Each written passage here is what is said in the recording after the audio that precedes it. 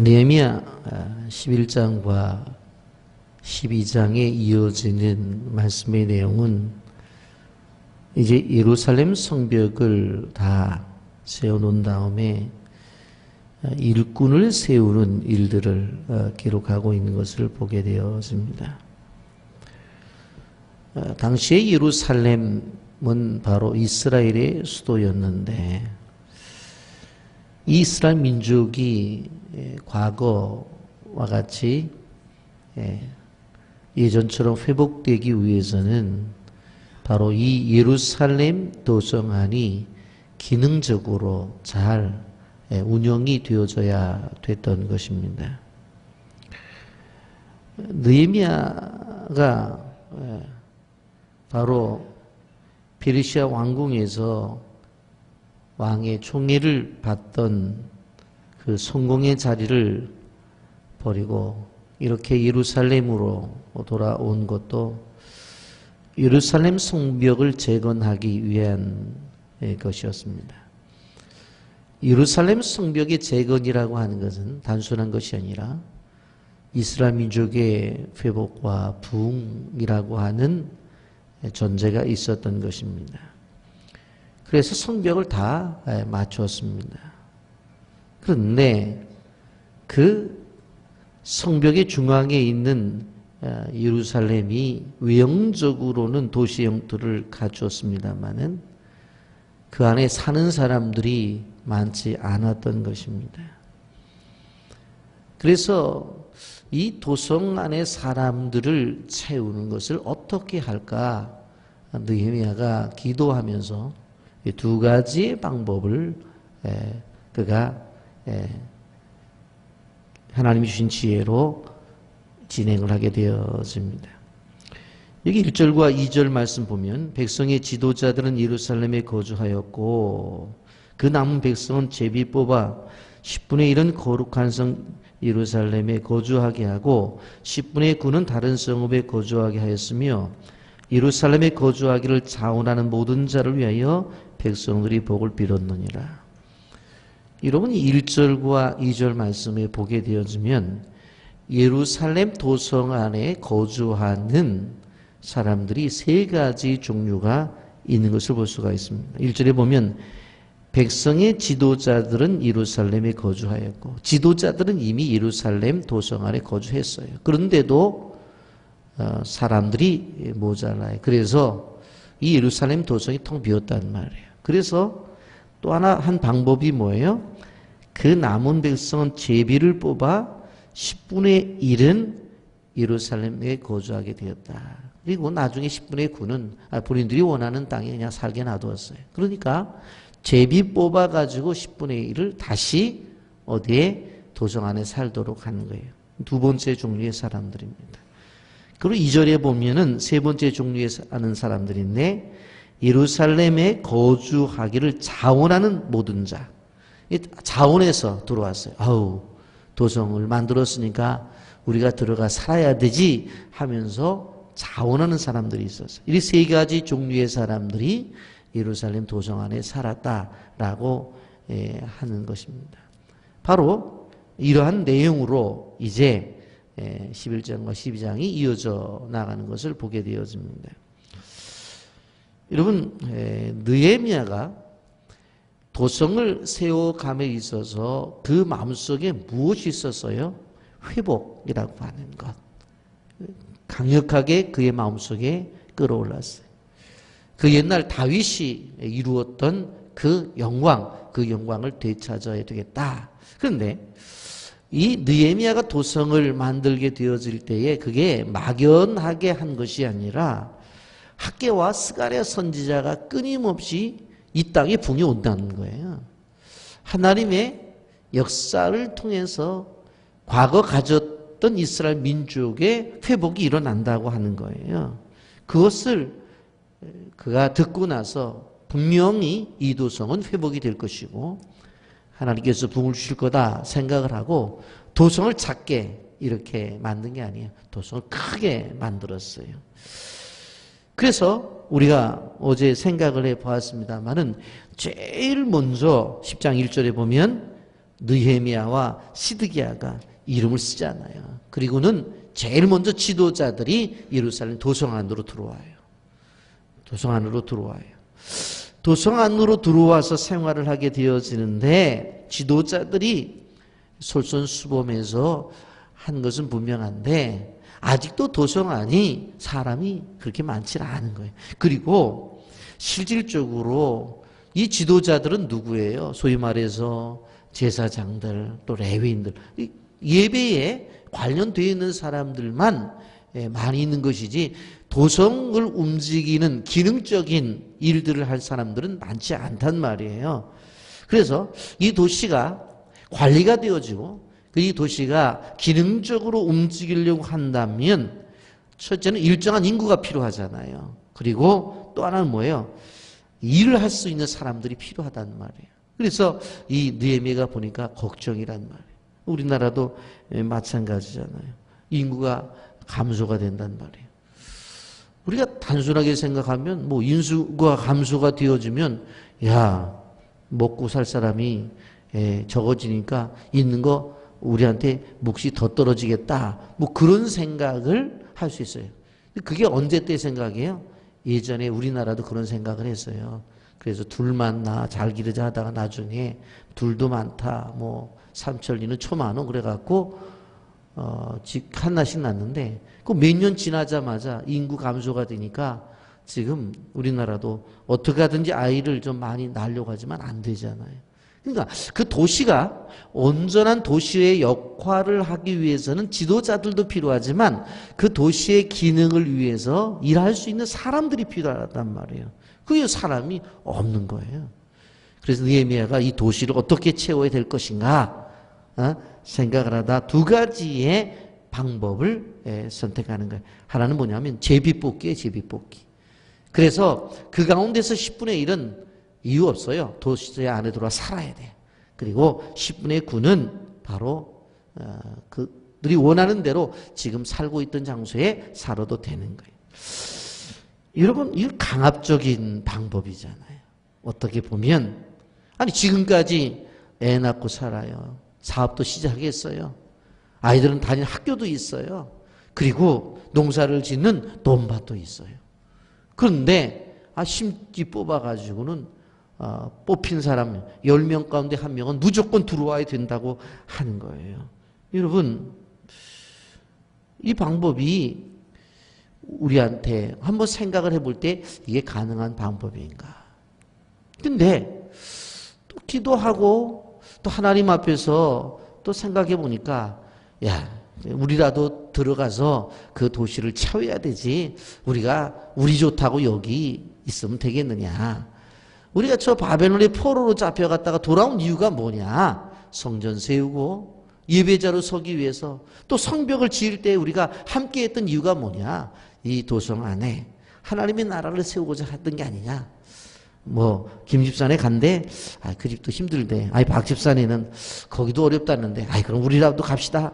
하고는 자원에서 들어오는 사람들이 있었다라고 하는 것입니다. 여러분 분명 우리가 기억해야 될 것이 무엇인가 하면 이스라엘 민족의 회복은 예루살렘의 회복으로부터 시작이 되었던 것입니다. 여러분 이것은 단순한 것이 아니라 하나님이 주신 메시지였어요. 그래서 이스라엘 백성들의 가지고 있는 사명이 되어져야 되었다고 하는 것입니다. 그런데 이러한 이스라엘 민족의 회복이라고 하는 것, 이스라엘의 부흥은 오늘날 우리로 기억해야 될 것이 무엇인가 하면 바로 교회야 부흥과 일치가 된다라고 하는 것을 우리는 알아야 되는 것입니다. 여러분 제비 뽑혀서 예루살렘으로 이사온 사람들을 한번 생각해 보십시오. 1절 보면 이렇게 말씀합니다. 백성의 지도자들은 예루살렘에 거주하였고 이미 백성의 지도자들은 다 예루살렘 도성에 거주했어요. 그 남은 백성은 제비 뽑아 10분의 1은 거룩한 성 예루살렘에 거주하게 하고 10분의 9는 다른 성읍에 거주하게 하였으며 그랬어요. 여러분 지도자들은 자신들이 도성 안에 사는 것에 대해 실천을 했어요. 하나님의 일을 하는 것에 대해서 모범을 보였어요. 그런데 일반적인 백성들은 달랐어요. 지금까지 살아왔던 이 땅을 어떻게 버리고 가느냐는 거예요. 오래 살면 그 땅도 제2의 고향이라고 하는데 어떻게 떠났냐는 거예요. 예? 쉽지 않았어요. 포로 생활에 돌아와서 집도 지었죠. 황무지를 개간해가지고 이제 농사를 지어서 어느 정도 수확도 일어나고 있어요. 그래서 삶이 좀 안정도 왔어요. 아이들도 학교를 다 정하고 이제는 학교 생활을 해요. 이제는 그래도 평안하게 먹고 살만해요. 그런데 이제 떠나야 된다고 하는 거예요. 그러니 그들의 마음속에 떠나고 싶겠냐고. 근데 움직이질 않으니까 지도자 느헤미야가 뭐라고 말을 해요? 심지 뽑으라는 거예요. 심지 뽑으라. 10명 가운데 1명은 들어와야 된다는 거예요. 근데 이 일에 좋아하는 사람이 누가 있겠어요? 여러분, 다시 예루살렘 도성 안에 들어가게 되면 다시 개척해야 되는데, 다시 먹고 살 수 있는 일들을 다시 마련해야 되는데, 이주를 하라는데, 이사를 가라는데, 좀 와라. 느헤미야가 아무리 이야기라도 그렇게 손들고 제가 하겠습니다 하는 사람이 많지 않은 거예요. 그래서 그 숫자를 구하기 위해서 느헤미야의 방법이 무엇입니까? 반강제적인 방법을 선택하는 거예요. 심지 뽑자. 그리고 들어와 살아야 된다. 그렇게 이야기를 하는 것입니다. 여러분, 그런데 이러한 것들이 발표가 되었을 때에 극히 반대하는 사람들이 없었다고 하는 거예요. 나는 일에 동참하지 못하겠다. 이 일에 협조하지 못하겠다. 그렇게 하는 사람이 없었다는 거예요. 불만을 갖지 아니하고 순종하는 마음으로 따라갔다라고 하는 것입니다. 이것은 자신들의 의도가 아닙니다. 어떻게 보면 느헤미야를 중심으로 해서 일어나는 반강제적인 방법이에요. 그런데 반강제적인 방법이라 할지라도 이것이 하나님의 나라의 회복과 하나님의 영광을 위한 분명한 목적이 있다고 한다면 그 앞에서 자신의 뜻을 꺾고 순종을 한다. 이것이 바로 이스라엘 민족이 가지고 있는 위대성이에요. 내가 원하는 것은 아니었어요. 그런데 하나님이 요구해요. 그러면 억지로라도 순종하겠다. 억지로라도. 여러분, 하나님 일도 마찬가지입니다. 교회 일도 마찬가지예요. 우리가 생각해보면 자발적으로 다 참여하면 얼마나 좋겠어요. 이제 우리가 연말이 다가오는데 교회에서 광고를 합니다. 여러분들 교회 구석구석 할 일이 많습니다. 그러니까 여러분들 좀 자원해서 여러분들이 사역에 대한 신청을 해 주시기를 바랍니다. 그랬더니 가서 하나님, 내년 1년 동안 내가 주를 위해서 봉사해야 될 것이 무엇입니까? 내 형편과 내 환경과 나의 또한 은사를 아시는 하나님께서 좀 말씀해 주십시오. 내가 기쁘게 내가 사역 지원서를 내기를 원합니다. 그렇게 기도하고서 사역 지원서 1지망에는 2지망에는 3지망에는 그러면 얼마나 좋겠어요. 그런데 벌써부터 목사님 올해까지입니다.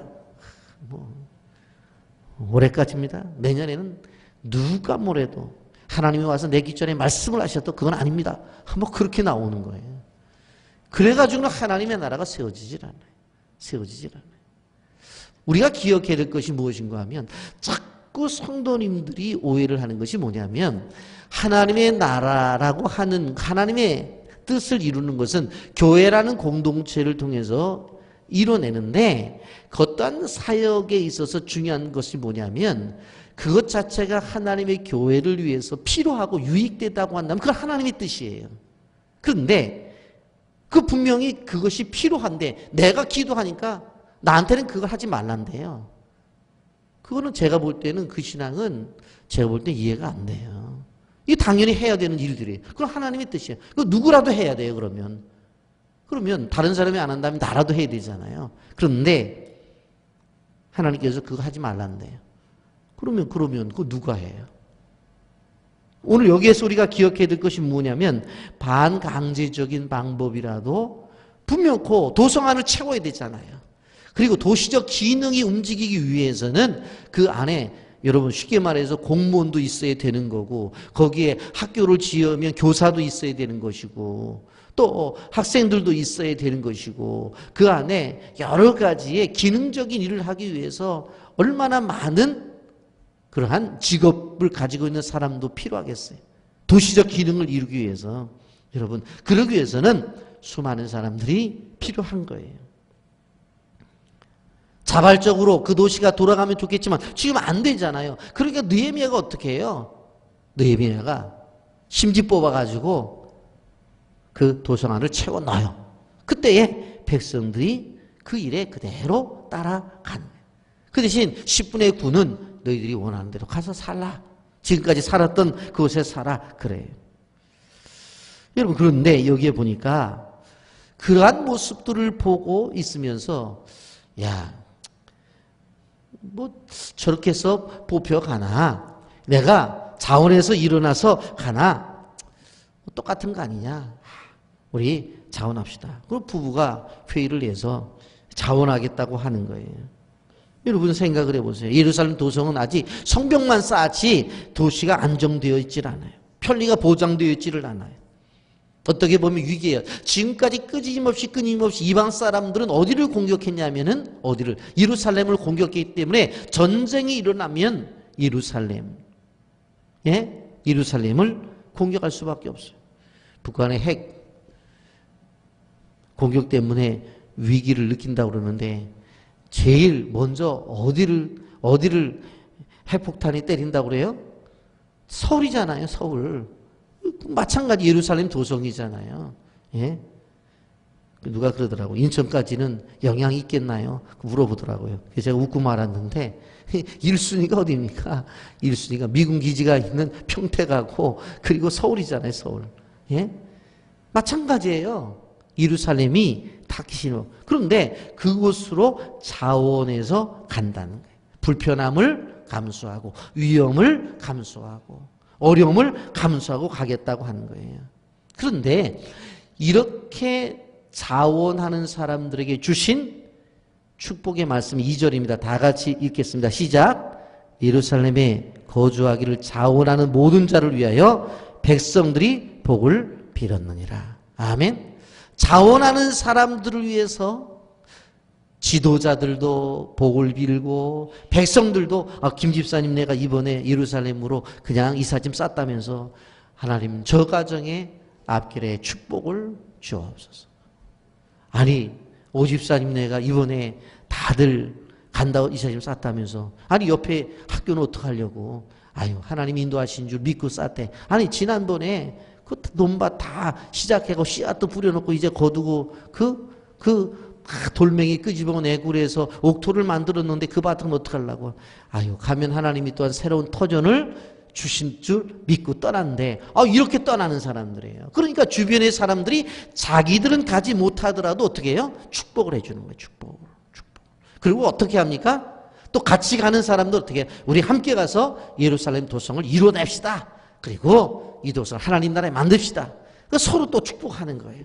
지도자들이 축복하죠. 함께 가는 사람들이 손 붙잡고 축복하죠. 떠나지 못하는 사람들이 가는 사람을 바라보며 축복하죠. 계속적으로 뭐예요? 축복을 해주는 거예요.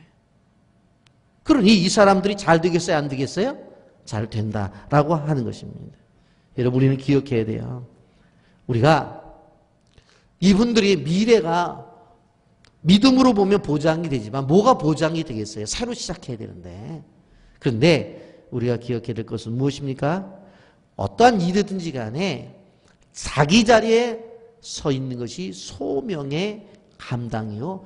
자기 자리에 사역을 하기 위해서 그 자리에 이동을 하는 것이 하나님께서 주신 일들에 대한 부르심에 대한 바로 순종이에요. 그럴 때 하나님이 복을 주시는 거예요. 여러분 하나님의 사역은 내가 원하는 장소가 아니라 하나님이 원하는 장소에 가야 돼요. 내 뜻을 이루는 장소가 아니라 하나님의 뜻이 이루어지는 장소에 가야 돼요. 그리고 우리가 늘 생각해 봐야 되는 것이 내가 있는 장소가 하나님이 원하시는 장소인가 하나님의 뜻을 이루는 장소인가를 생각해 봐야 돼요. 찬양대가 되었든 교사가 되었든지 간에 목자가 되었든 예비 목자가 되었든지 간에 바로 전도대 전도원이 되었든지 기도하는 중보 기도자가 되었든지 간에 내가 현재 있는 자리가 하나님이 원하십니까? 늘 생각해 봐야 돼. 봉사의 자리, 헌신의 자리, 직분자의 자리 다 있어요. 그 자리에 있어야 되는 거예요. 여러분 그래서 2절에 이렇게 자원하는 사람들을 축복을 했다. 오늘도 마찬가지입니다. 제가 볼 때에 교회는 이 세 가지 종류의 사람들이 있습니다. 뭐예요? 정말 사명감을 가지고 누가 뭐라고 그러지 않아도 이미 가 있는 지도자들, 그 사람들이 지도자예요. 지도자란 말이에요.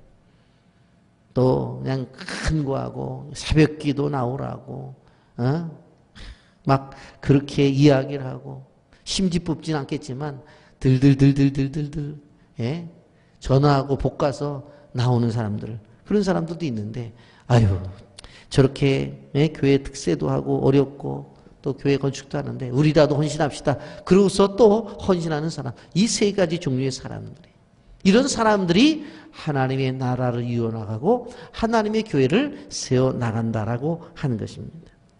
여러분, 우리가 기억해야 될 것은 우리를 향한 하나님의 뜻이 어디 있는지를 늘 생각해 봐야 돼요. 우리는 내 뜻을 위해서 하나님의 이름을 빌리고 예수 이름을 빌려다가 그 능력을 가지고 내 뜻을 이루는 존재가 아니라는 거예요.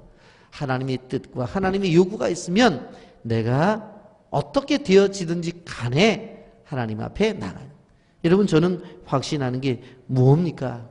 심지 뽑혀서 온 10분의 1이라 할지라도 예루살렘 도성 안에 들어온 사람들은 엄청난 하나님의 복을 받았다고 하는 겁니다. 여러분이 어떠한 상황이든지 간에 하나님 원하시는 그 자리에 계셔서 하나님의 축복을 받기를 예수님의 이름으로 축복합니다. 아멘.